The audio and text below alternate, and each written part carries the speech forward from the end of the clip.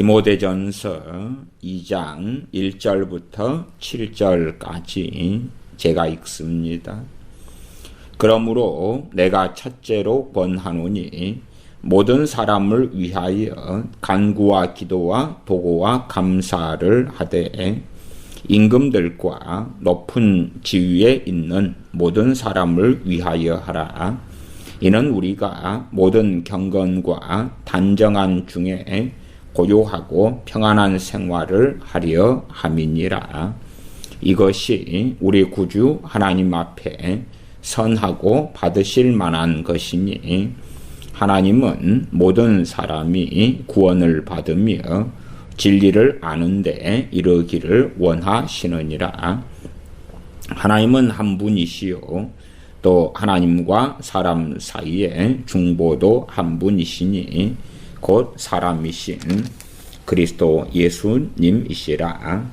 그가 모든 사람을 위하여 자기를 속전으로 주셨으니 기약이 이르면 증거할 것이라.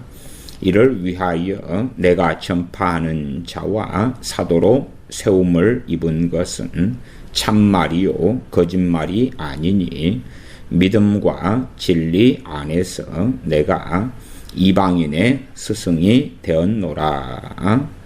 아멘. 오늘의 말씀의 핵심 말씀으로는 2장 5절이 되어집니다. 하나님은 한 분이시요 또 하나님과 사람 사이의 중보도 한 분이시니 곧 사람이신 그리스도 예수님이시라 하는 말씀이 됩니다. 하나님께서 그 아들을 때가 참에 보내시지 않으셨다면 우리는 영원한 멸망받을 수밖에 없는 자들이 되어졌을 것입니다. 하나님께서 그 아들을 보내시고 그 아들을 통하여 제자들을 세우시고 그들을 사도로 삼으시고 또한 부르신 자들을 주님의 복음을 가지고 증거하게 하셨고 복음을 통하여 우리를 불러주셨습니다. 그러면 하나님의 그 은혜가 얼마나 크고 놀라운지 말할 수 없습니다. 오늘의 주제는 중보에 대한 것이고 중보자에 대한 것입니다. 중보 기도라 하는 단어를 우리가 쉽게 사용하지요. 사실상 겁 없이 사용한다 그렇게 말할 수 있겠습니다. 그러나 정확하게 말씀은 디모데전서 2장 5절에 하나님은 한 분이시요 또 하나님과 사람 사이의 중보도 한 분이시니 그러면 중보가 한 분이시기 때문에 중보 기도는 한 분밖에 할 수가 없습니다.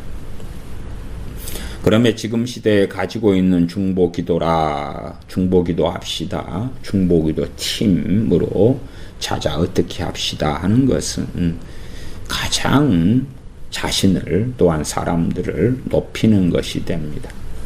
중보라는 것은 하나님과 사람 사이에 소위 중보기도 한다는 사람이 가운데 서는 것입니다. 그래서 하나님과 사람 사이를 연결해 주는 것이죠.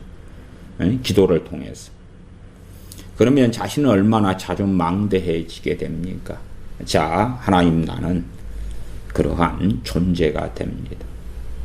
참된 하나님이시며 사람이신 유일한 존재이신 우리 주 예수 그리스도께서만이 유일한 중보자가 되는데 우리는 기도를 통하여 우리가 중보자가 되겠다.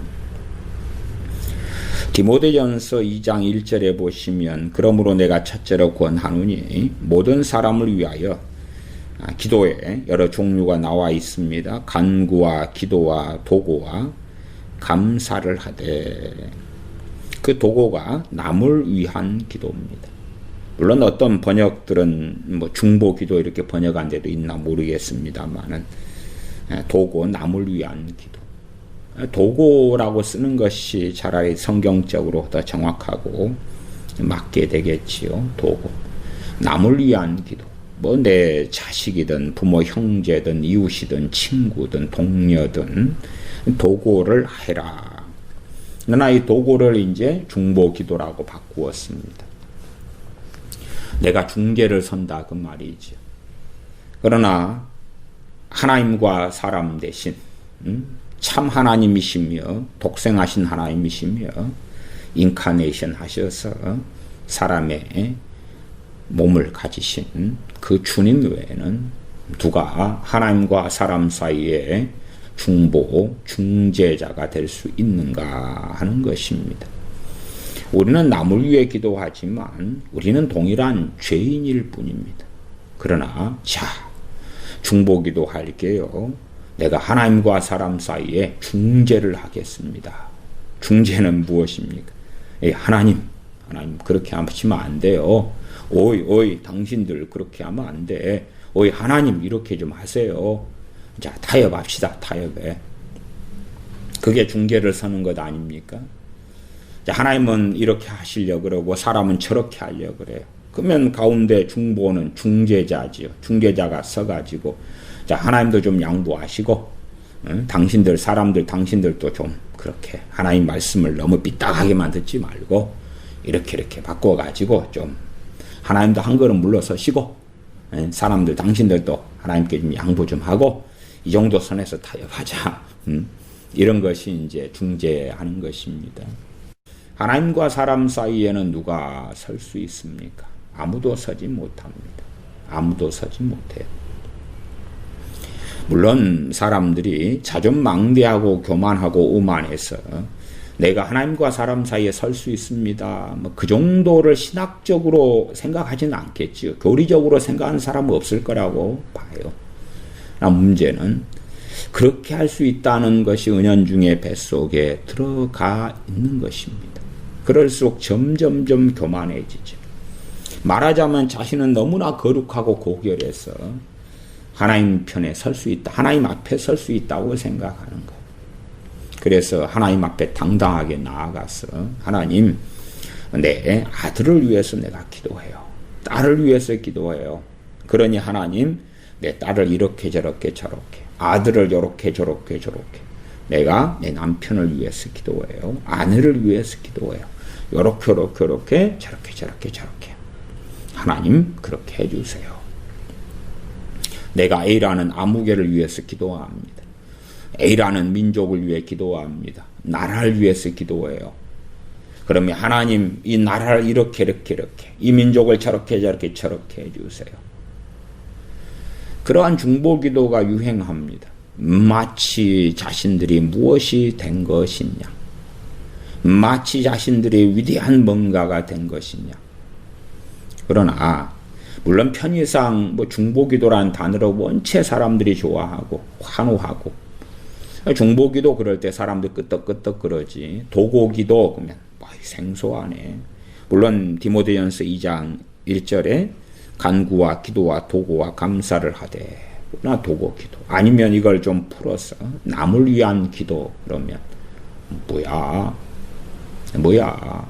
좀 파워풀하지가 않잖아. 단어가 남을 위한 기도 그러면 그 남에는 이제 가족 자식도 이웃 형제도 들어가겠지요. 남을 위한 기도 파워풀하지가 않죠. 중보기도 그러면 그 중보자는 한 분 예수님이신데 마치 내가 중보자가 되는 것처럼 나는 너무나 거룩해서 내가 하나님 아버지께 부탁하면 혹은 예수님께 부탁하면 들어주실 거야.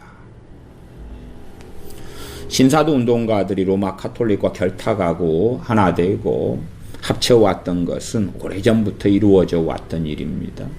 그러면 이 중보 기도가 아주 전 세계에 유행시킨 이들이 신사도 운동가들이라는 것은 아는 사람들은 아실 것입니다. 또한 우리나라에 신앙서적으로 중보기도 관련된 책들이 판을 쳐왔는데 그 저자들이 대부분 신사도 운동가들이나 그들과 결탁된 사람들입니다. 그러면 로마 카톨릭에서 굉장히 유사한 존재를 하나 찾을 수가 있습니다. 누구냐 하면 마리아죠. 성모 마리아지요. 성모 마리아가 중보를 한다 그 말이지.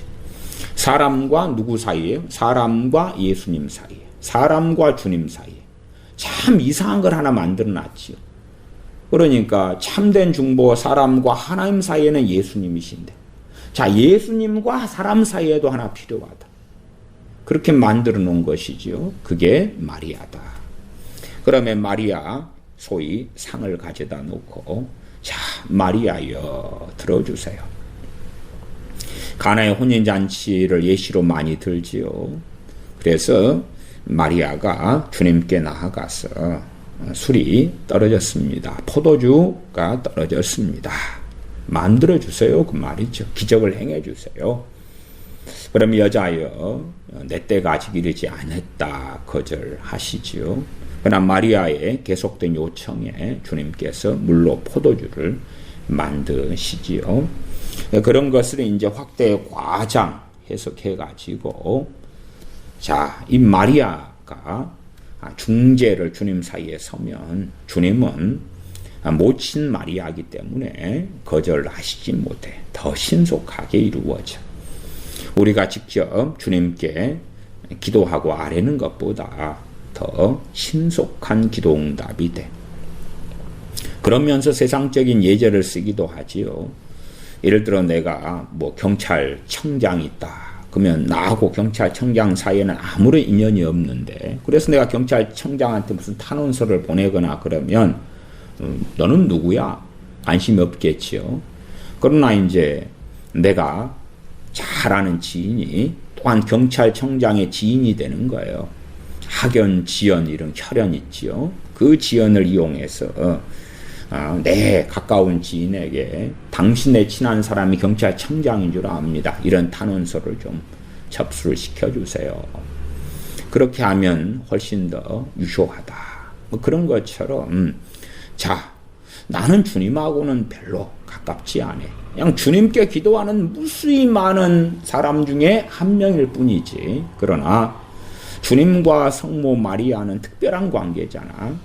그러네 성모 마리아한테 내가 이야기하면, 기도하면 성모 마리아가 내 기도를 얼마 받아가지고 그냥 특급으로 진행시킨다는 거야. 특급으로. 특송처럼 진행시킨다는 거죠. 그래서 또 다른 편에 성모 마리아 같은 소위 중보자를 로마 카톨릭은 만들어 놓았습니다. 그런데 정말 유사하지요. 이제 기도하는 사람들, 소위 도고, 남을 위해 기도하는 사람들을 중보자로 만들어 놓고야 말았습니다. 어디에서요? 교회에서요. 교회에서, 개신교회에서 목사들이, 목회자들이, 자, 당신들은 중보자들입니다. 중보자들. 나라를 위한 중보자들입니다. 민족을 위한 중보자들입니다. 또 그런 것도 있었죠. 기도원을 차려서 하는 사람들 가운데 그런 이야기들을 종종 하고 듣습니다. 민족재단을 쌓으라. 민족재단을 쌓으라. 민족을 위해서 막 기도하라 그 말이죠. 민족을 위한 누구다고요? 나는 중보자다. 민족을 위한 중보자다. 얼마나 대단합니까? 내 주변에 있는 몇 사람을 위해서 기도하는 중보자도 아니고, 대한민국의 국민이 대한민국 안에서만 5,183만인가요? 5,200만이 좀 안 되는데 곧 5,200만이 넘어가겠죠. 물론 애들을 요즘에 좀 적게 나와서 속도가 좀 안 납니다만은, 또 한민족으로 따지면 북한에도 있고 미국이나 전 세계에 흩어져 있는 한국 사람들, 한인들이 있습니다. 그러면 최소한 5,180만이 넘는 사람들을 위하여 나는 중재자, 중보자가 된다. 그 민족재단이니까. 또 전 세계 흩어져 있는 사람들까지 합치면은 뭐 기본 8,000만이 넘겠죠. 그런 사람들을 위한 나는 중보자 민족재단이니까 민족재단을 나는 쌓는데 부르심을 받았다. 그러나 그것은 허구고 거짓말이고 그것은 자존망대하여 자기를 높이는 것이지요. 하나님과 사람 사이에 누가 섭니까? 하나님과 사람 사이에 서려면 하나님의 거룩하심을 입은 존재만이 설 수가 있습니다. 그래서 누군가를 위해서 무언가를 위해 기도했던 사람들도 하나님 앞에는 한 명의 죄인으로서 엎드리고 기도했던 것입니다. 다니엘 선지자의 기도가 나오고 느헤미야의 기도가 나옵니다마는 거기에서 어떤 대단한 중보자를 만날 수 있습니까? 편의상 다니엘의 중보기도, 느헤미야의 중보기도 이런 말을 쓰기도 합니다마는 그러나 소위 느헤미야의 도구가 더 정확하겠지요. 다니엘의 도구가 더 정확하겠습니다. 실상교도 오늘 말씀을 전하면서부터는 중보기도란 단어를 쓰지 않으려고 그렇게 마음을 먹습니다. 도구란 단어만 쓰려고 그렇게 마음을 먹습니다. 아무리 일반적으로 사용되더라도 저부터 그렇게 고쳐야 되겠다 싶습니다. 왜냐하면 사기고 속임수기 때문에 그렇지요. 중보자는 말씀에 버젓하게 한 분밖에 없다고 나와 있습니다. 그런데 마치 우리가 기도를 통해서는 중재, 중보가 될 수 있는 것처럼 기도니까 기도를 통해서 하나님과 사람 사이에 내가 서겠습니다. 또한 민족재단을 쌓으라 그러면 민족과 한민족이든 한민족과 하나님 사이에 내가 서가지고 하나님 우리 한민족 좀 불쌍히 좀 봐주세요. 아니 나 못 그러겠다. 하나님 그래. 아이 하나님 좀 화를 푸세요. 하나님 좀 이렇게 좀 흥분을 가라앉히세요. 좀 짠하지 않습니까? 불쌍하지 않습니까? 아이 나는 안 돼. 진노해야 되겠어. 심판해야 되겠어. 아이 안 돼요. 안 돼. 안 돼요. 안 돼. 그러면서 하나님 안 돼요. 내가 가로막을게요. 에스겔서에 하나님의 진노와 심판을 가로막는 자들로서는 어떤 중보자, 중재자를 이야기하는 게 아니고요. 의인을 이야기했습니다. 의인들이 있을 때에, 의인들이 많아질 때에 하나님의 그 진노와 심판을 그 의인들이 가로막게 된다 그 말이에요. 의인들의 기도가 아니라 의인들의 그 삶, 하나님 앞에 사는 그 순종과 헌신, 그들의 믿음과 신앙을 하나님께서 보시고 의인들이 많을 때에 하나님의 진노가 늦추어지거나 혹은 거두어지는 그런 것에 대한 말씀이지. 야, 하나님을 가로막는다. 안 돼요, 안 돼.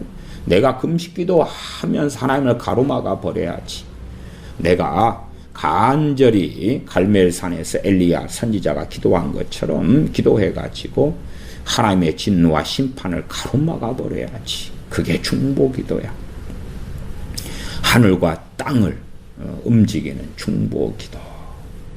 하늘의 권능을 불러오는 중보기도. 누가 권능이 있습니까? 누가 권능을 가지고 있습니까? 누가 대단한 권능이 있습니까? 제가 어디 집회를 했을 때 그 집회에 소위 스텝진들이 일어나가지고 기도하는데 일어서서 손으로 막 이렇게 그 뭔가 이렇게 손으로 막 이렇게 내리는 거예요. 이렇게 다 스텝진들이 그 큰 단체에서 한 50명 됐는데요. 막 소위 함께 기도하는데 제가 설교 끝나고 기도하는데 막 손을 막 이렇게 위에서 아래로 내리는 거예요. 이렇게. 그래서 제가 집회 강사이기 때문에 당신들 뭐 하냐 그러니까 자기들이 막 이렇게 하면 임재가 나타난다는 거. 성령의 막 기름 부음이 나타난다는 거. 그래서 당신들 그런 짓 하지 말고 당신들도 하나님께 엎드려 기도해. 뭐 당신들이 이렇게 한다고 성령 임재가 나타나는 거 아니에요. 이게 지금 어떤 방식이냐 그러면 자기가 지금 중보자의 자리에 선 거예요. 그래서 이렇게 하면 누구도 움직이시는 거예요. 성령님도 움직이시는 거예요. 내가 막 이렇게 하니까. 목사들도 그런 사람, 부흥사들도 그런 사람 많습니다. 막 자기가 막 손을 막 불러 그러면은 뭔가 막 역사할 줄로 알아요. 하나님이 역사하고 성령이 역사하시고 물론 예외는 있습니다. 예외는 물론 그게 자신이 종이 되어서 성령님께서 그렇게 하도록 그런 행위를 하도록 그렇게 역사하실 때는 그런 일이 있습니다. 왜? 주권자, 주도자가 성령님 되셔서 행하실 때에 내가 종되어서, 그런데 그게 아니고 내가 성령님 머리 꼭대기에 있는 것입니다.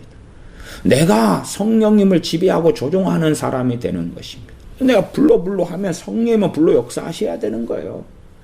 그러면 얼마나 자존망대해지는지 모릅니다. 정말 많은 목사들이 지옥에 떨어질 것입니다. 정말 대부분의 부흥사들이 지옥에 떨어질 것입니다.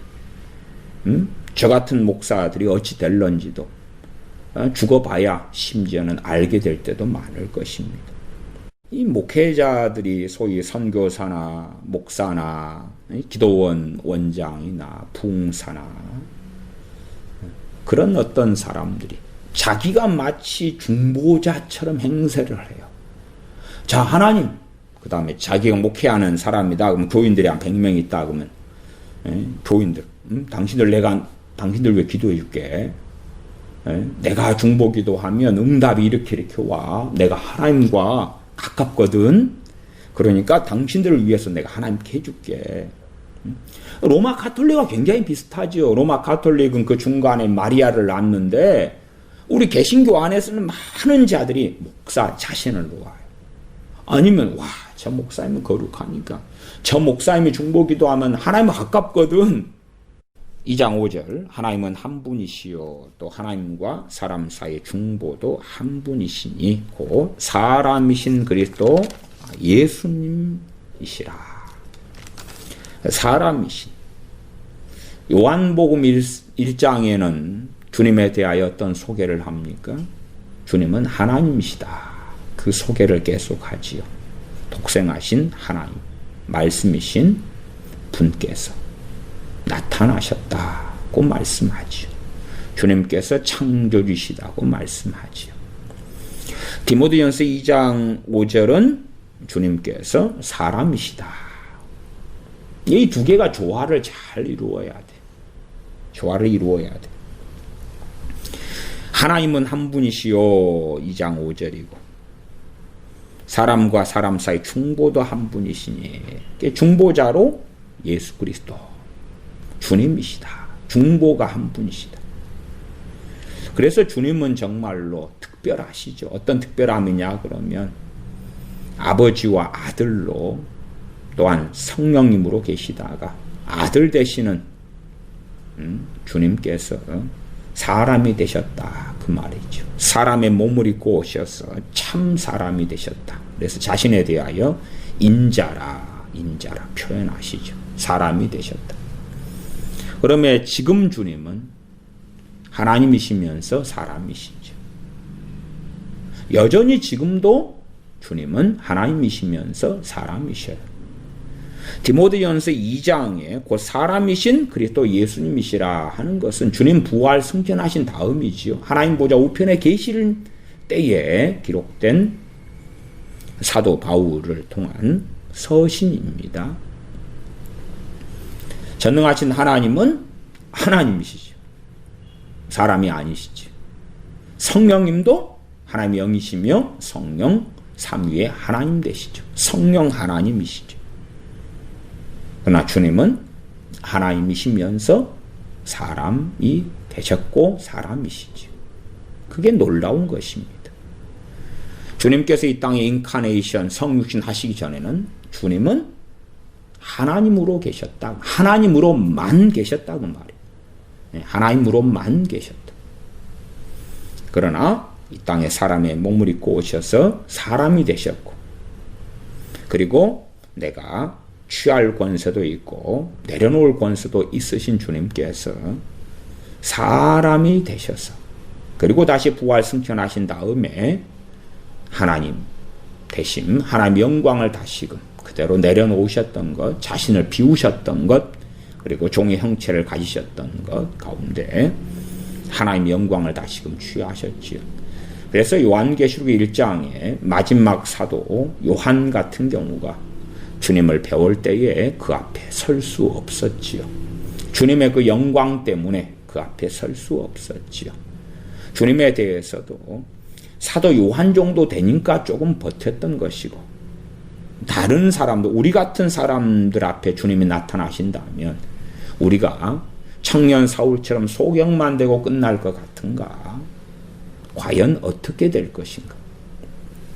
10중 8구 죽겠죠. 그 영광에 소멸되겠죠. 사람들은 야 하나님께서 여기 임하셔 하나님이 현현 좋아합니다마는 하나님께서 정말로 임하시면 어찌 되겠습니까? 그래서 하나님께서는 많은 경우 꿈 가운데 나타나시죠. 그것이 사람이 사는 길이니까요. 하나님께서 꿈을 통해 나타나셔. 그래서 사람이 그거가 나타나신 현몽하신 하나님을 뵙고 즉사하지는 않게 된다 그 말이에요. 그 죄 가운데 얼룩진 사람이라도 단지 그것도 얼마 그래요 얼마. 그러나 하나님의 사람들이 한해서 그런 것이고 하나님을 경외하지 않고 온갖 우상으로 가득 찬 사람들이 하나님께서 현몽하신다면 죽지 살지는 못할 거라. 그러나 사람들은 그 신사도 운동가들 좋아하잖아요. 하나님 임재 좋아하잖아요. 하나님 여기 임하시면 사람이 들어가면 막 그냥 회개가 터지고 변하죠. 그게 아니라 죽습니다. 죽어. 하나님의 임재가 예를 들어서 뭐 경기도 어디에 임했다. 그러면 안 가야 돼요. 안 가. 가면 죽어요. 가려면 어찌 돼야 돼요? 가려면 정말로 깨어있고 거룩한 사람이 되고 회개를 철저히 하고 막 깨어있는 삶을 산 다음에야 좀 가도 어쩔지 모르겠어요. 우리가 섬기는 하나님은 어떤 분이신데 하나님 앞에 어떻게 누가 섭니까? 누가 설 수가 있어요? 못 서요. 그러니까 누가 필요합니까? 중보자가 필요하지. 중보자 대신 우리 예수 그리스도가 필요하시죠. 누군가는 그러더라고요. 하나님 살아계시면 나한테 좀 보여보라고. 그러시라. 당신 즉사하고 지옥에 떨어져. 하나님이 임재 너무 좋아하더라고요. 어떤 사람들이요? 아무것도 아닌 사람들이 제멋대로 정욕대로 살고 하나님 이용하려고 하는 자들이 하나님 어디 임재 나타난다고 그러면 그리 자식놈 데려가면 막 회개가 터지고 변화된다고. 참 아니 성경 66권 가지고 있잖아요. 주님은 사람이시면서 하나님이시지요. 그 주님께서 이 땅에 오셨을 때에 언제입니까? 요한계시록 1장을 보십시다. 승천하신 다음에 다시금 마지막 사도 요한에게 AD 90년대에 오셨지요. 90 몇 년이라고 하든지 간에. 자 그러면 요한계시록 1장 봐보십시다. 요한계시록 1장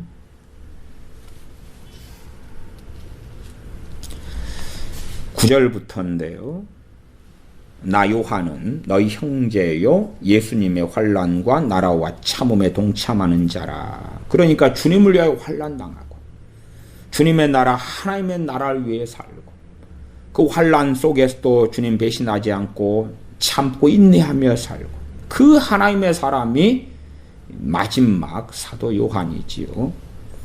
하나님의 말씀과 예수님의 증거를 인하여 반모라는 섬에 있었더니 그리고 반모섬 유보에 당했을 때도 복음 때문에 그렇다 그 말. 우리하고는 너무나 다른 하나님의 놀라운 사람이 사도 요한이지. 그때에 10절 주의 날에 내가 성령에 감동하여 내 뒤에서 나는 나팔 소리 같은 큰 음성을 들으니 가로되 너 보는 것을 여기서부터는 이제 주님 친히 부활 승천하신 주님께서 하신 말씀입니다. 너 보는 것을 책에 써서 에베소, 서머나, 버가모, 두아디라, 사데, 빌라델피아, 라우디게아 7교회에 보내라 하시기로 몸을 돌이켜 나더러 말한 음성을 알아보려고 하여 돌이킬 때 7 촛대, 금촛대를 보았는데 촛대 사이에 인자 같은 이가 발에 끌리는 옷을 입고 가슴에 금띠를 띠고 금머리와 털의 희기가 흰 양털 같고 눈 같으며 그의 눈은 불꽃 같고 그의 발은 풀무에 단련한 빛난 주석 같고 그의 음성은 맑은 물소리와 같으며 그 오른손에 7별이 있고 그 입에서 좌우에 날선 검이 나오고 그 얼굴은 해가 힘있게 비치는 것 같더라. 17절 내가 볼 때에 그 발 아래 엎드려져 죽은 자 같이 되매. 어떻게 됩니까? 죽은 자 같이 돼. 누구 배웠고요? 아니 공생애를 주님의 사도로 제자로 3년 반을 함께 살았어요. 주님의 품에 의지해서 누가 주님을 팔자입니까? 묻던 그 주님께서 가장 사랑했던 사도들에 속했어요. 12사도 가운데 특별히 더 사랑했던 3명의 사도. 변화산에 가셨을 때 데려가시고 야이로의 딸을 살리실 때 데려가시는 그런 특별한 자리의 사도들 가운데 또 곤란해지는 3명의 사도 가운데 마지막 살아있던 사도 요한. 그러나 주님을 볼 때에 1장 17 내가 볼 때에 그렇지요. 음성을 듣고 이제 뒤를 돌아가지고 말씀하시는 분이 누군가 봤어요. 본 다음에 어찌 됩니까? 그 발 아래 엎드려서 죽은 자 같이 되며 우리가 이 주님을 배웠다면 죽지요. 오 주님 내게 나타나 주시옵소서. 무슨 말이에요? 나 지금 죽고 싶습니다. 즉사하고 싶습니다. 주님 나타나시면 주님 배웠고 그런 어리석은 사람들이 많지요. 계속 보면 17절 다시 읽습니다. 내가 볼 때에 그 발 앞에 엎드려져 죽은 자 같이 되매 그가 오른손을 내게 얹고 가라사대. 오른손을 요한에게 얹어요. 왜 죽은 자 같이 되는 걸 살려내시는 것이죠. 일깨워내시는 것이기도 하고요. 두려워 말라 나는 처음이요 나중이니 곧 산자라. 내가 전에 죽었었노라. 주님 자신에 대한 이야기죠. 십자가에서 죽으신 주님에 대하여. 아니 이것을 주님이 말씀하시지만 사도 요한처럼 인간 속에 잘하는 사람이 없겠죠. 그리고 마지막 사도 요한이니까 지구상에 살아있는 사람 가운데서는 최고로 잘하는 사람이 이 요한이죠. 그러나 요한에게 이 말씀을 하시는 거예요. 왜? 주님을 보고 죽은 자 같이 되어 쓰러져 버렸는데 다시금 주님께서 이제 누구신가 증언해 주시는 거예요. 아니 요한은 지금 누구 증언하고 살고 있습니까? 주님 증거하고 살고 있는데 주님을 뵙는데 자기가 이 땅에서 알고 계신 주님은 빙산의 일각이었던 것이지. 사람의 몸을 입고 오신 주님만 배웠던 거예요. 조금은 언제 더 보았냐 그러면 변화산에서 조금 그 영광을 조금 입으시고 광채를 조금 보여주실 때 그때 변화산에서 조금 더. 그러나 이제 사도 요한의 삶을 마감하기 전에 천국에 가서 배울 그 주님을 이 땅에서 요한은 보았지요. 그 본 주님에 대하여 증거가 되고 있어요. 주님 보고 내가 볼 때에 그 발 앞에 엎드려져 죽은 자 같이 되며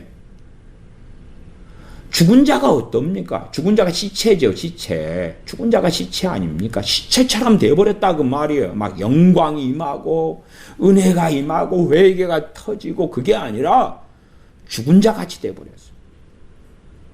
말하자면 뇌출혈이 일어나가지고 쓰러져 버린 거예요. 심장마비가 일어나 쓰러져 버린 거예요. 그 죽은 자 같이 된 거지요. 말씀이 이렇게 요한계시록 1장 17절에 사도 요한에 대해서도 이렇게 기록됐는데요. 청년 사울이 다메섹 도상에서 주님 배운 다음에 소경이 돼버리잖아요.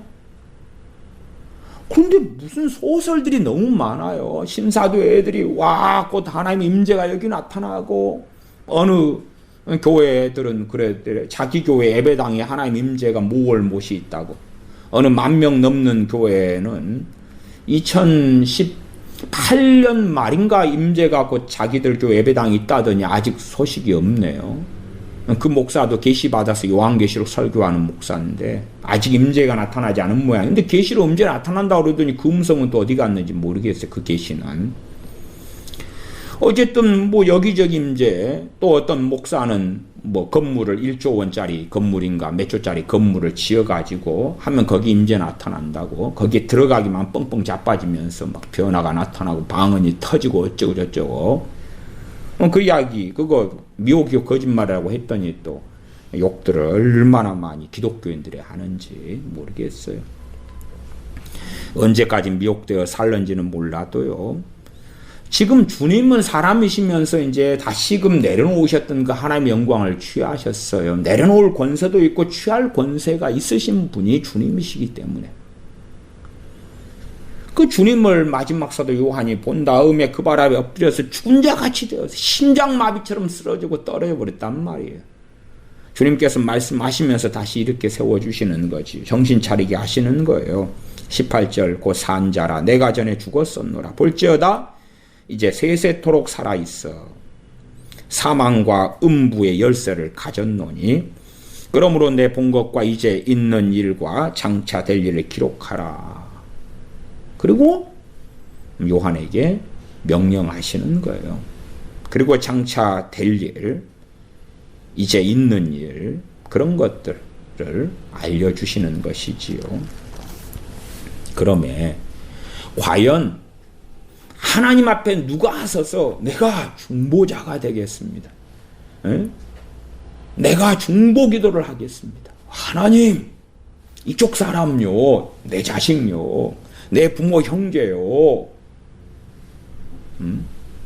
우리가 하나님께 기도할 수 있는 것은 나아가 우리 기도를 하나님께서 받으신다면 그 전제를 한다면 우리의 중보자 되신 주님이 계시기 때문에 가능한 것입니다. 주님이 아니고서 어떻게 우리 기도가 하나님 아버지께 상달될 수 있습니까? 하나님께 누가 하나님 앞에 설 수가 있겠는가 그 말이에요. 누가 설 수가 있겠는가? 하나님 앞에 설 수가 없습니다. 그러면 하나님 앞에 나아갈 때 죄인인 우리는 중보자를 반드시 필요로 합니다. 그러나 이런 중보기도 용어상에서 이런 것들이 만연되고 돌아갈 때에 마치 중보기도를 우리가 한다 뭐 치면은 그런 이제 중보기도 당신들 중보기도 하십시오. 이걸 위해 중보기도 하고 저걸 위해 하고 중보기도 교회 팀원이 돼가지고 이걸 하고 이렇게 되면 야, 나 중보기도자야. 나 중보기도자야. 근데 뭐 어떤 사람은 또 뭐 기도 선교사, 중보기도 선교사 이런 것도 요즘에 어느 선교단체들이 있더라고요. 나는 중보기도자야. 중보기도자가 대단한 영광을 얻게 될 것입니다. 하나님의 영광을 얻게 될 것이며 어쩌고 저쩌고 저쩌고. 참 무서운 것입니다. 점점점 교만하게 되어지는 것이죠. 중보기도를 한다. 나는 얼마나 거룩한가? 나는 얼마나 신령한가? 나는 하나님과 사람 사이에 내가 서겠노라. 내가 서겠노라. 그게 아니고요. 그냥 누구를 위해서 도고지요. 남을 위해 기도하면 같은 죄인으로서 서는 것이에요. 죄인으로서. 자, 너희가 밭에서 열심히 종으로서 일하고 왔다. 그 다음에 들어온 다음에 주인이 고생했다고 뭐 발을 씻어주고 음식을 차려줄 것 같으냐? 아니, 너희는 열심히 일하고 들어온 다음에 그렇게 주인께 아뢰어야 한다. 우리는 무익한 종입니다. 무익한 종입니다. 아니, 하나님께 열심히 수종들었던 하나님의 종들도 주님 앞에 섰을 때에 무익한 종이라. 주인은 뭐라고 말씀해요? 자, 일하고 왔구나. 얼른 밥 차려. 내 발 씻을 물 대령해라. 그렇게 주인은 하시겠지. 우리는 무익한 종이라. 그러나 그렇게 하지 않고 자존망대해져서 우리가 얼마나 대단한 사람인지, 대단한 영광을 가졌는지, 대단한 종인지, 내가 대단한 능력자이기 때문에 하나님이 나를 불렀다. 아니요, 우리는 쓸모없는 존재들이에요. 무슨 위대하고 대단하고 꼬매한 일을 이루었단 말입니까? 뭔가를 이룬 것처럼 보이는 것도 하나님의 은혜가 있었기 때문에 가능한 것이고, 우리가 주님을 믿은 것도 하나님의 콜링, 하나님의 부르심이 있었기 때문에 가능한 것이, 아브라함을 불렀던 것처럼 우리 믿는 사람 한 명 한 명이 어떻게 생각하든지 간에 하나님의 부르심이 있었기 때문에 우리는 응답할 수 있었던 거예요. 머시가 밥 먹어라 하는 해질녘에 과거에 부모, 엄마가 불렀던 소리처럼. 그러나 그렇게 생각하지 않아요. 내가 스스로 믿었다. 대단한 사람들이죠. 내가 믿고 싶어 믿었다. 놀라운 사람들이죠. 하나님의 부르심, 부르심은 다른 말로 선택이에요. 골라내가지고 부른 거 아니에요. 골라내서 너 이리 와. 유대인들 가운데 대다수는 아니요. 나 결혼해서 장가 갔기 때문에 나는 장사로 가야 되니까, 나는 소를 사서 밭에 가 시험을 해봐야 되니까 안 가겠습니다. 불러도 응답을 안 했지요. 불러도 응답을 안 했지. 그러나 우리가 응답하려 해도 하나님의 부르심이 없이는 응답할 수가 없어요. 왜? 우리는 귀머거리이고 소경이기 때문에. 주님께서 우리의 중보자가 되어주셨어요.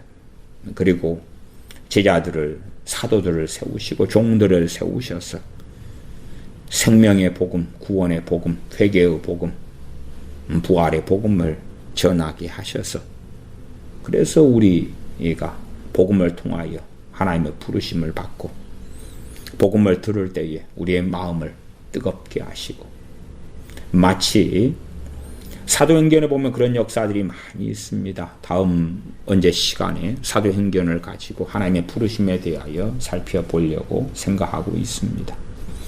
자주장사 루디아가 사도 바울이 복음을 전할 때에 성경이 뭐라고 기록합니까? 하나님께서 그의 마음을 열어서, 그녀의 마음을 열어서 듣게 하셨다고. 그게 부르심이에요. 부르심. 기도하는 장소에 가서 사도 바울이나 바나바 사도가 복음을 증거했을 때에 들은 사람은 많이 있었어. 그러나 하나님께서 마음을 열어준 사람. 자주장사 루디아였다고 말이에요. 또한 어느 곳에서는 이 성에는 내 백성이 많다 그랬어.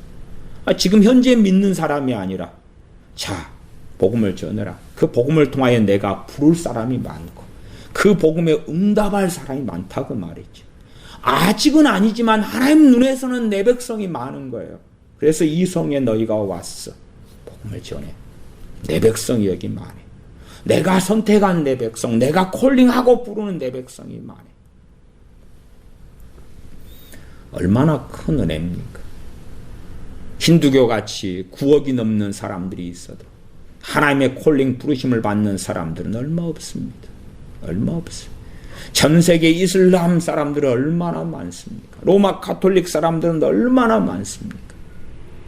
복음을 혼합시키고 섞어버려가지고 참된 중보자 대신 주님께 나오는 게 아니라 마리아 상을 석고로 만들고 돌로 만들어서 말 못하는 우상으로 만들어서, 그래서 하나님께 잘 쓰임받다가 죽어버린 천국에 있는 마리아를 세상에 끌어내리는 것처럼 해서, 자, 당신을 신격으로 올려드릴게요.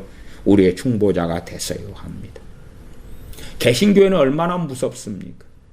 자, 우리 사람이 중보자의 자리에 서서 기도를 합시다. 우리가 중보 기도합시다. 자, 당신을 위해 기도해 줄게요. 한 개인을 위해서 내가 중보 기도한다는 것도 사실은 끔찍하고 무서운 일인데, 중보 기도냐 일반 도구 남을 위한 기도냐는 그 태도에서 틀린 거죠. 태도에서 틀린 거지. 내가 참으로 남을 위한 기도 도구를 한다 그러면 우리 자신을 털면 얼마나 죄가 많이 나타납니까? 얼마나 죄가 많이 드러납니까?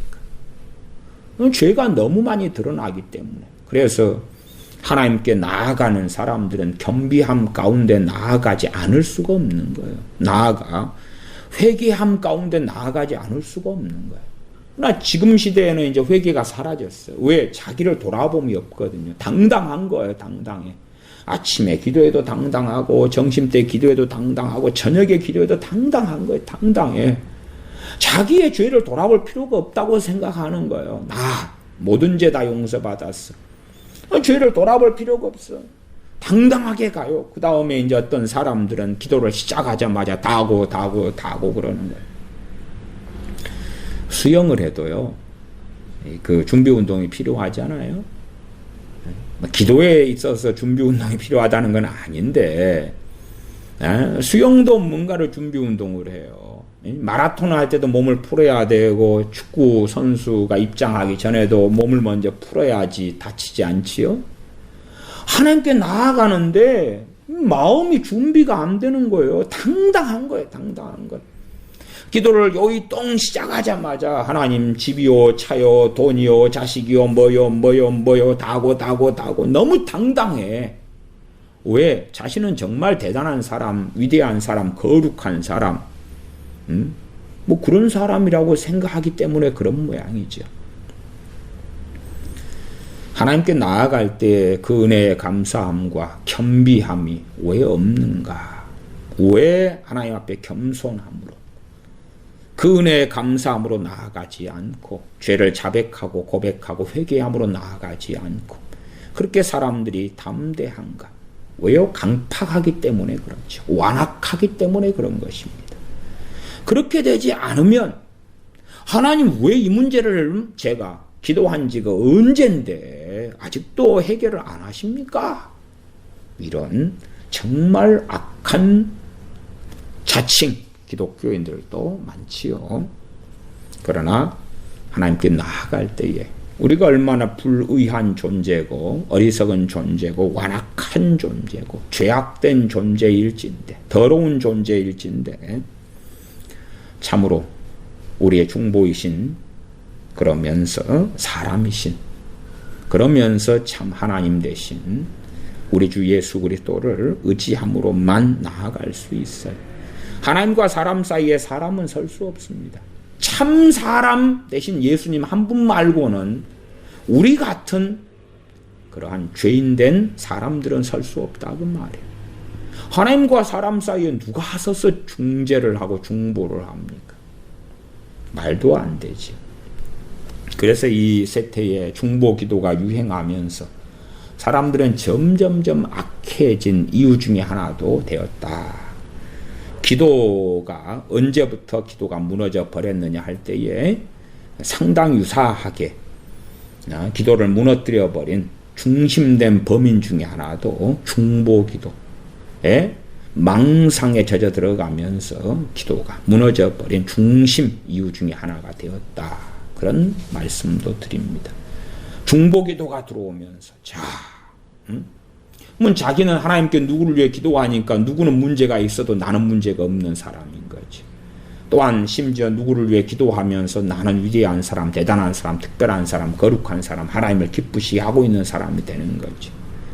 그래서 뭐 중보기도 한다. 뭐 누구누구를 위해서 민족을 위해 국가를 위해 뭘 위해 샬라 하면 할수록 자기는 정말 하나님을 기쁘시게 하는 사람이고 중보기도 1시간 대단한 사람 중보기도 3시간 그래서 어떤 중보기도예요?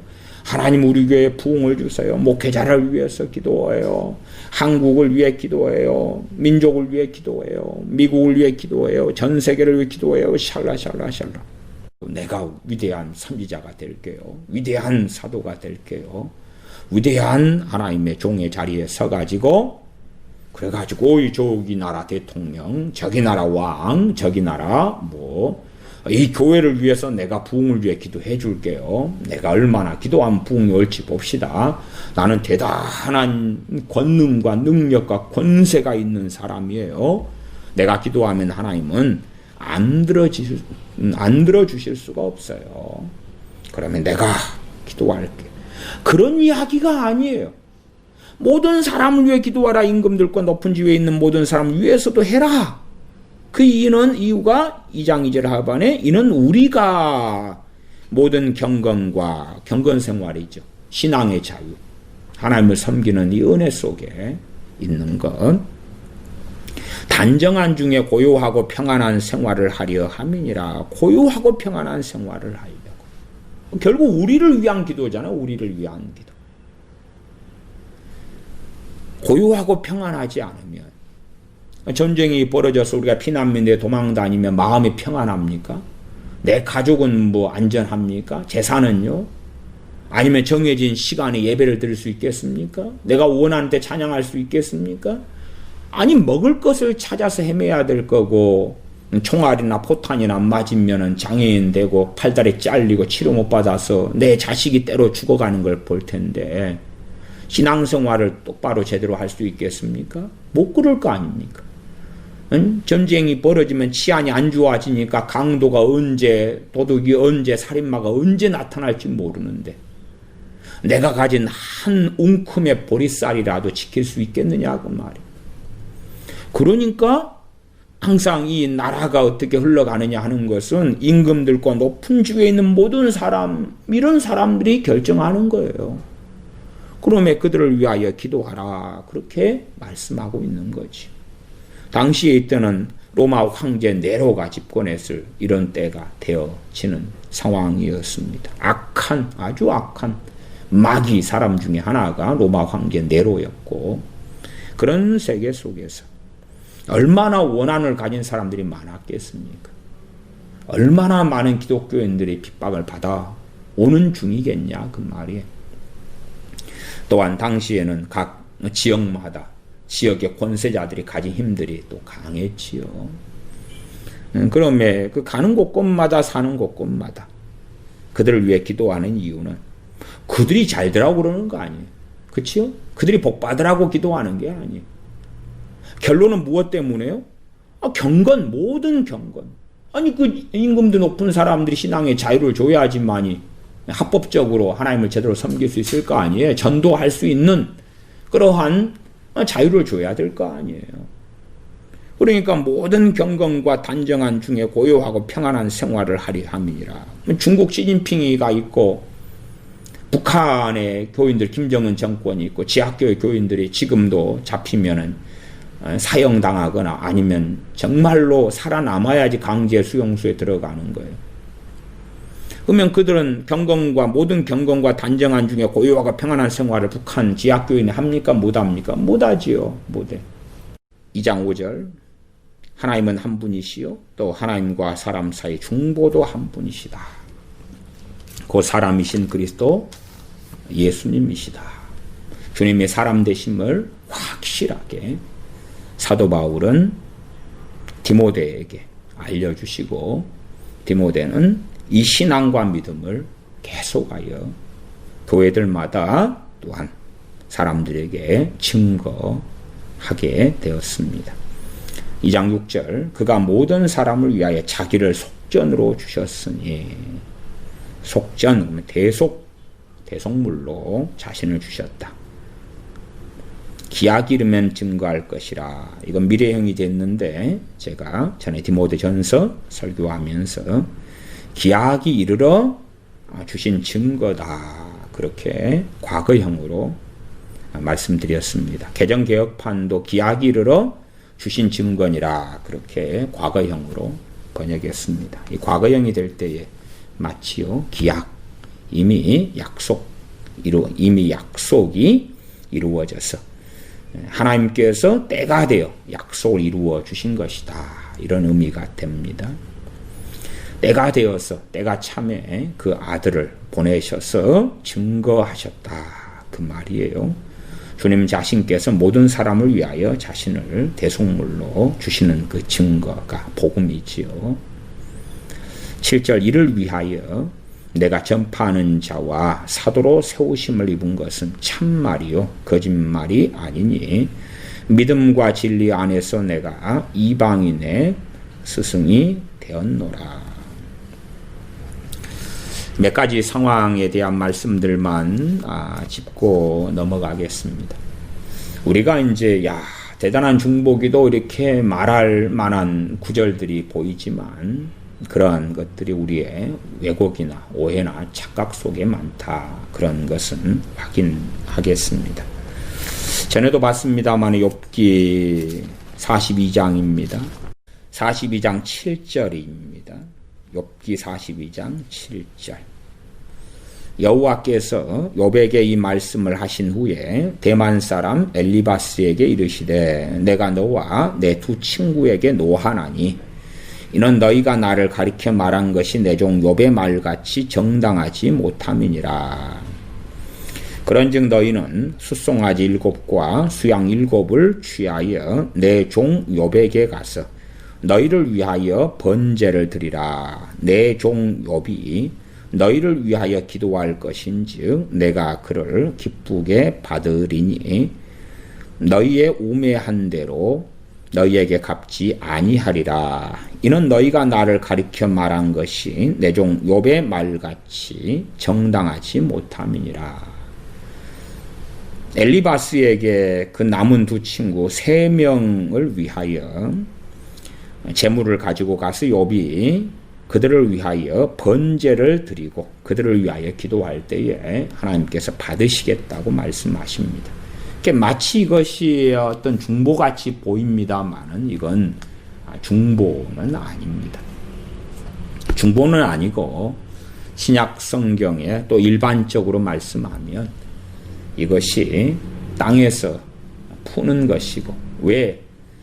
지금 욥은 잘 견뎌오다가 이 세 친구가 하는 비난과 정죄 때문에 욥은 하나님에 대하여 원망하는 것으로 바뀌었거든요. 하나님께 죄를 짓는 쪽으로 터닝하고야 말았지요.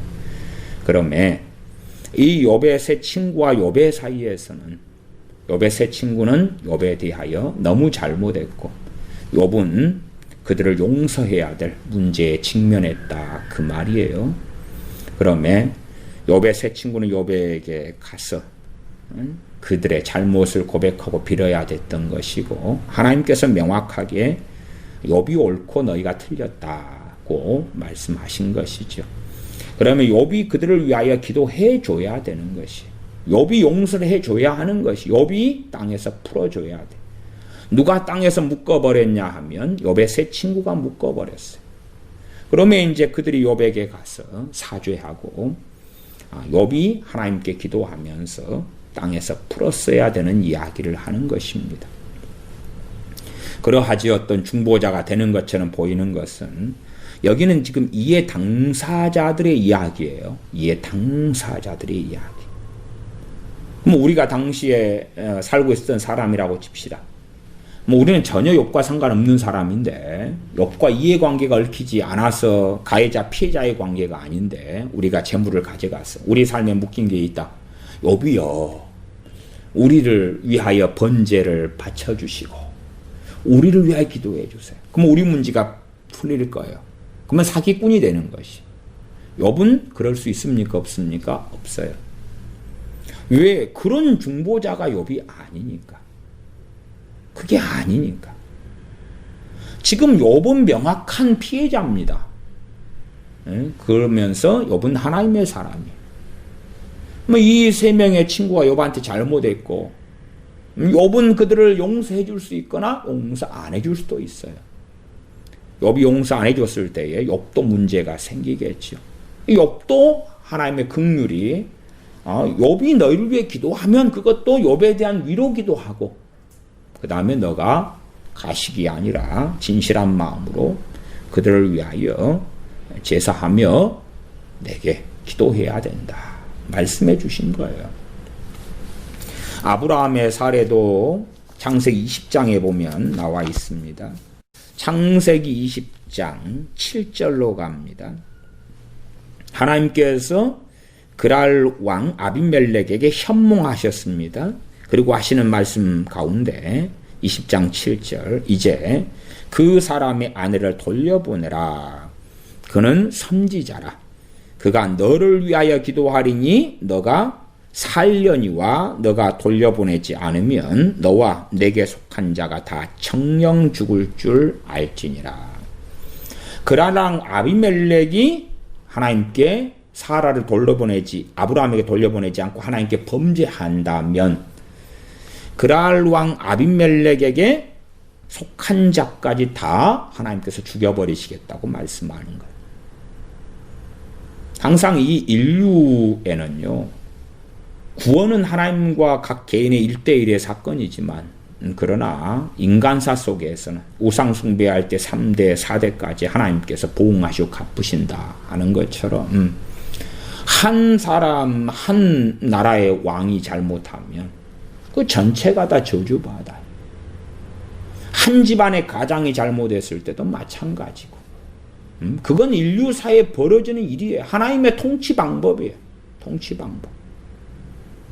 각 나라의 지도자들이 잘못된 선택을 했을 때, 심지어 12정탐꾼을 보냈을 때에 10정탐꾼이 잘못된 보고를 하고 백성은 이를 따라가지.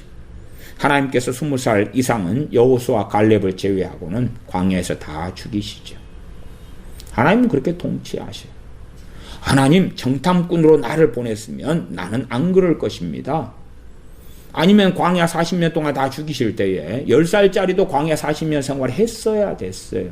그러니까 언제 가나안에 들어갑니까? 50살에. 10살이면 40년 지나고 50살에. 5살이면 40년 지나고 45세. 19살이면 40년 지나고 59살에. 59살에. 내가 정탐꾼으로 갔으면 나는 안 그럴 것입니다. 하나님.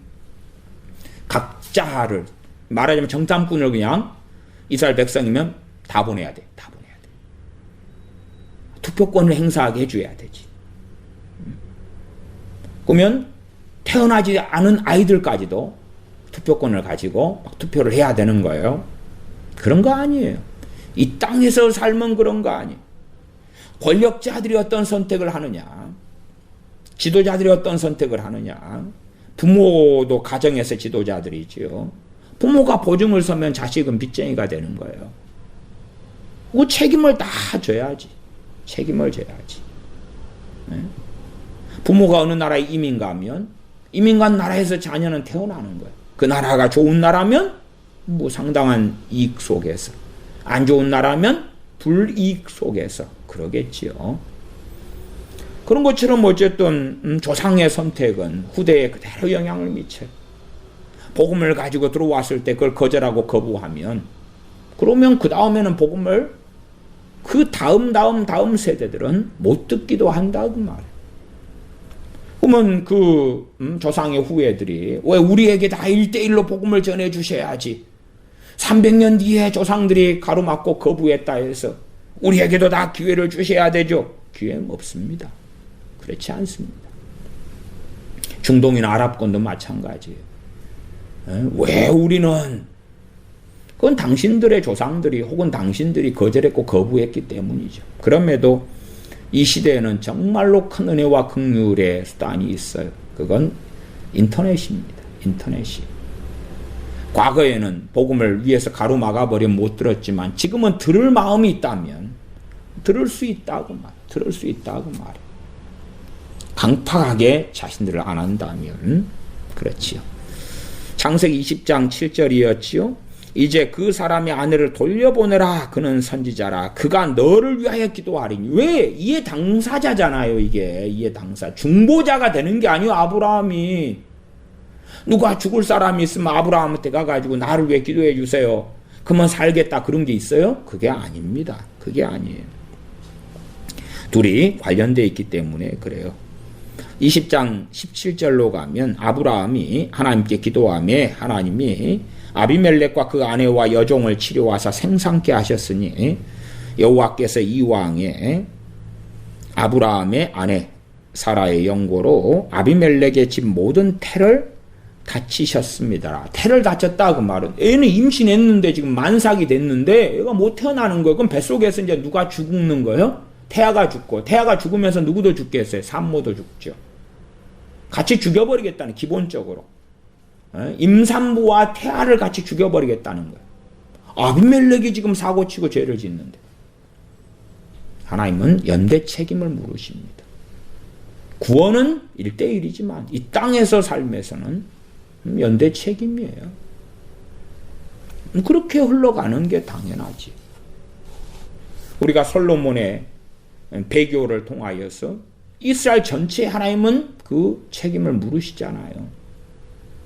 마찬가지로 르호보암의 잘못된 선택 때문에, 또한 하나님을 경외하지 않음 때문에 그 결과는 많은 사람이 짊어지게 되는 거예요. 뻔한 것이죠. 12 정탐꾼과 그 가운데 10명의 정탐꾼에게 찬성했던 그러한 백성들, 그리고 그 후대는 고스란히 그 책임을 짊어지게 되었던 거예요. 아브라함의 잘못된 제사로 인하여서 비둘기들을 쪼개지 않으므로 자손이 400년간 애굽에서 종살이하리라. 그 책임을 고스란히 짊어졌던 거예요. 롯이 소돔 땅을 선택하면서 그 자녀들은 소돔의 자녀들이 되고야 말았던, 그것은 당연한 것이에요. 그러면 우리가 이상한 어떤 중보의 환상 가운데 젖어 들어가면 안 돼요. 선지자 아브라함이라도 자기에게 해당되는 경우만 되는 거예요. 전에 마태복음 18장을 가지고 제가 말씀을 드렸습니다. 마태복음 18장도 참 많이 왜곡되고 오류가 있는 것이지요. 합심하는 기도, 땅에서 메고 푸는 것, 그것에서 오류가 정말 많은 것인데, 주님께서 하신 이 한 꾸러미 말씀이 한 꾸러미 언제부터냐 그러면 18장 15절부터 20절까지가 기본적인 한 꾸러미가 되는 말씀이지요. 나아가 좀 더 긴 맥락으로 잡으면 그 앞에까지도 다 포함되지요. 그러면 18장 15절이 내 형제가 죄를 범하거든 가서 너와 그 사람과만 상대하여 권고하라. 죄를 범한 그 가해자하고 지금 피해자가 가해자한테 가서 이제 이야기를 하는 거예요. 그렇게 되는 거예요. 그러니까 지금 욥과 욥의 세 친구다. 아니면 그랄 왕 아비멜렉과 아브라함이다. 가해자와 피해자가 있지요. 가해자가 누구를 감동시켜야 돼? 피해자를 감동시켜야 돼. 그래서 그랄 왕 아비멜렉은요, 한 재산 챙겨줬어요. 한 재산 챙겨줬어요. 사라한테고 아브라함한테고 한 재산 챙겨줬어요. 그러니까 아브라함이 흔쾌히 그냥 그를 위하여 기도해 주지요. 물론 우리의 형편에 다 그럴 수 있다는 건 아니에요. 그러나 최소한의 진정성이라는 건 있겠죠. 가해자가 피해자의 마음을 감동시킬 진정성이 있어야 한다고 말이에요. 그럴 때 피해자가 흔쾌히 용서해 주면 그때에 땅에서 메인 것이 땅에서 풀어지면서 하늘에서 풀린 거예요. 그래서 내 형제가 죄를 범하거든 가서 너와 그 사람과만 상대하여 권고하라. 만일 들으면 너가 내 형제를 얻을 것이다. 너 잘못했잖아. 듣는다 한 말이 뭐예요? 진실로 회개했다고 말이죠. 진실로. 하나님 앞에서 회개하는 건 당연한 것이고 그 사람한테 범죄했기 때문에 그 사람한테 진실로 회개했다. 그 다음에 피해자 된 사람도 그래. 너가 진실로 뉘우쳤구나. 배상이 필요하면 배상하는 것이고. 그런 거 아닙니까? 그 다음에 이제 그것도 듣지 않을 때에 어떻게 교회 두세 증인 또한 교회에 말하고 안 들으면 이방인과 세리처럼 여기라 그러시면서 18절로 가면 진실로 너희에게 이르노니 무엇이든지 너희가 땅에서 매면 땅에서 매이는 게 무엇입니까? 내가 지금 죄 지은 사람인데 내가 피해자에 대하여 제대로 하지 않았어요. 제대로 회개하지 않았어. 그러면 내가 뭐 한 것입니까? 땅에서 매버린 것이. 매버린 거예요. 땅에서 매면 어디에서 매인다고? 하늘에서 매인다. 근데 이 목사들이나 누가 나는 거룩한 종이다. 소위 중보자다 그 말이죠. 내가 땅에서 매고 풀 권세가 있다. 예수님의 이름으로 땅에서 매일지어다. 이건 축복을 받으라. 이건 저주를 받으라. 축복권이 있고 저주권이 있다. 저것은 풀려라, 찰때라, 대지 말아라, 어쩌라, 저쩌라. 그런 자들이 너무 많아요. 대한민국의 부흥사들, 목사들이다 하는 자들 가운데 그런 자들이 너무 많아요. 그러면 제발 덕분에 대한민국의 이 난국을 좀 풀어주세요.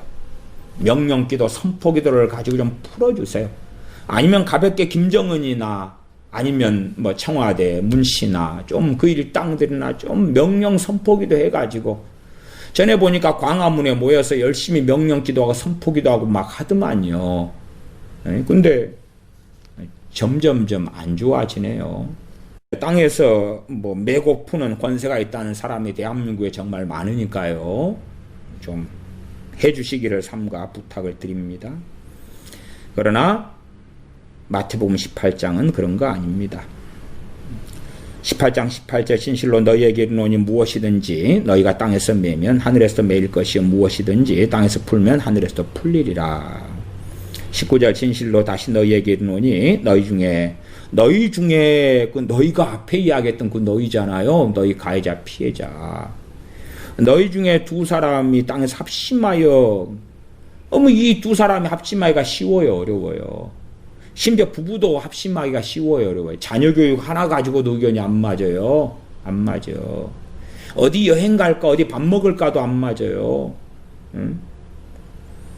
근데 그것을 마음을 풀고 이제 서로 그냥 가해자, 피해자가 가해자는 진정성이 있고 피해자에 대하여. 피해자는 다 이해해요. 자, 그래가지고 이제 서로 관련된 일에 그 가장 기본이 욥기 42장에 또한 창세기 20장에 아브라함이 그랄 왕 아비멜렉을 위하여 기도한 거. 풀어졌잖아요. 욥이 새 친구를 위하여 번제물을 바치고, 번제물은 당연히 새 친구가 가져오는 거죠. 가져왔던 거고, 그들을 위하여 기도했을 때 하나님께서 용서해 주셨다 그 말이에요. 그 예제들이 그대로 성경에 있는 거예요. 있어. 그러면 그 구약이 주님 말씀하신 이 말씀들의 베이스예요. 베이스. 그걸 기억이 나는 거라. 창세기 20장, 욥기 42장, 그런 사건을 주님이 염두에 두고 말씀하시는 거구나, 이게. 땅에 삽심하여 무엇이든지, 그 무엇이든지가 뭐예요? 그 관련된 그 일이에요. 그 일, 그 속에서. 하나님의 저주가 내려버린 일. 하나님이 그냥 막아버린 일. 그러한 것들이 해결될 거다, 그 말이에요. 어떤 집안에서는 아이들 임신이 잘 안 됩니다. 그러면 뭐 좀 어려운 이야기입니다만은 그 밑대로 올라가면 이런 뭔가 일이 벌어진 거예요. 뭔가 일이. 사실은 그런 걸 풀기는 너무 어렵죠. 쉽지 않은 일이지. 뭔가 일이 자손여 언제 어느 때까지 부모 때 일이 자식에게든지. 이것이 가장 무서운 일은 뭐냐 그러면요. 하나님의 콜링 부르심이 없게 되는 일들이 벌어진다는 사실이에요. 그 저주가 임했을 때 집안에, 자녀들에게. 그래서 사람들이 어떻게 하나님 앞에 살아가는가가 뭐 자기다 그러면 자기 자손들이나 후손들에게 굉장히 중요한 일이 되고야 말아요. 그러나 어리석어지면 나의 혼자의 행동으로 끝날 거다고 착각해요. 그렇지 않아요. 결코 그렇지 않아요. 사람이 땅에 삽심하여 무엇이든지 구하면 하늘에 계신 내 아버지께서 저희를 위하여 이루게 하시라. 누구를 위해서요? 저희를 위하여. 그러니까 무엇이든지가 그 저희를 위한 그 일들 속에서의 무엇이든지예요. 그 기도하는 그 두 사람에 관련된 일이에요. 그렇지, 두 사람이 합심해가지고 대한민국에 복음하여, 북한의 해방이요. 그들하고는 그들의 어떤 반경이 아니에요. 그들의 영역이 아닌 거예요. 저 광활한 땅이 있으면 저 땅 내게 주세요. 저 산지를 내게 주소서. 그런 이야기가 아니지요. 참으로 하나님과 사람 우리 사이의 중보는 주님밖에 안 계십니다. 누가 중보자의 자리를 차지하고 그 자리에 설 수 있습니까? 시간이 많이 되어서 히브리서 8장, 9장, 12장에 중보 대신 주님에 대한 말씀들까지 봐야 되는데 시간이 너무 지났습니다. 주님께서만이 우리의 대제사장이시고 우리의 중보자가 되십니다. 주님이 아니면, 또한 주님을 의지하지 않으면 우리는 찬양할 수도 없고 예배할 수도 없고 기도할 수도 없습니다. 물론 우리는 겉보기에 기도할 수도 있고 찬양할 수도 있고 예배할 수도 있습니다만은 하나님께 들으심을 얻지 못합니다. 과거에 내가 20년 전에 주님 믿었습니다. 그러니 끝. 그리고 나는 당당히 나갑니다. 아니요. 주님 의지하지 않으면 주님의 대속, 주님의 십자가, 피 흘리심, 당연히 우리 주 예수 그리스도를 의지하지 않으면 하나님께 나아갈 수 없어요. 나아갈 수 없는데 있다고 착각하는 자들이 너무 많아요. 나는 이미 하나님의 백성이 되었습니다. 아니, 백성 되어도 당신들이 천년 만년 살아도 날마다 주님 의지해야 돼. 날마다 중보자 되신 주님이 아니면 하나님께 못 나아가는 거예요. 날마다. 그러면 날마다 아버지께 감사하고 주님께 감사하고 찬양해야 되는 거예요. 주님을 믿는 그 믿음, 주님을 의지하지 않으면 한시도 하나님께 나아갈 수도, 하나님의 들으심을 얻지도 못합니다. 사람들은 명분상 명목상 나 20년 전에 믿었어요. 10년 전 믿었어요. 그때 믿어서 예수님 의지했어요. 끝. 그래서 갈수록 정상적인 크리스천들을 찾기가 어려운 것입니다. 어리석은 이 중보기도의 망상에서 벗어나서 남을 위한 기도는 해라. 그 말. 남을 위한 기도. 그러나 겸비함으로. 왜? 하나님이 나를 터실 때 탈탈탈 털릴 거기 때문에. 응? 그 내 자식이든 부모 형제든 탈탈 털어도 죄가 적나라하게 드러나지만 우리 자신을 털어도, 그러니 다른 사람을 위해 기도할 때에 첫째는 주님을 철저히 의지하고, 중보되신 주님을 의지하고 기도해야 되는 것이고, 내 기도는 중보가 아니다는 것. 중보기도가 아니다는 것. 중보기도는 주님만이 아버지 보좌 우편에서 하시는 기도고, 우리는 할 수 없다.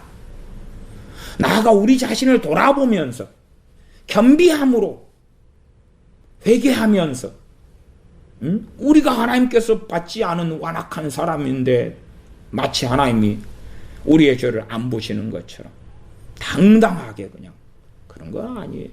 그런 거 아니에요.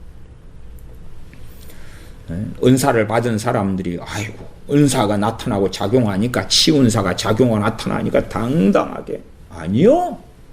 정말 그런 완고한 교만을 가진다면 은사는 나타나 누군가의 병은 고쳐져도 그 사람은 하나님과는 더 멀어질 수밖에 없는 것이에요. 더 겸비하게 중보되신 주님을 더 의지하고 사랑하고 그렇게 하나님 아버지 앞에 나아가야 됩니다. 기도하겠습니다. 아버지 하나님, 날이 갈수록 마치 자신들이 또 다른 중보자가 되는 것처럼 주님의 자리에 서서 누군가를 위해 기도하고, 주님 자리에 서서 나라와 민족을 위해 기도하고, 자신은 거룩하고 대단한 사람인 것처럼 내가 심지어 목사가 되었기 때문에 나는 중보자의 자리에 서서 기도할 수 있느냐 착각하는 이 완악한 일들 속에 우리가 들어가지 아니하고 도고 남을 위하여 기도할 때에 얼마나 우리도 똑같은 죄인이며 연약에 쌓여 있으며 부족하며 날마다 주님 의지하지 않으면 아버지께 나아갈 수 없는 존재인가를 깨닫고 아는 가운데 동일한 그러한 겸손과 겸비함과 하나님의 그 은혜의 의탁함 속에서 도구하는 사람들이 되게 하여 주시옵소서. 우리 주 예수님의 이름으로 기도하옵나이다. 아멘.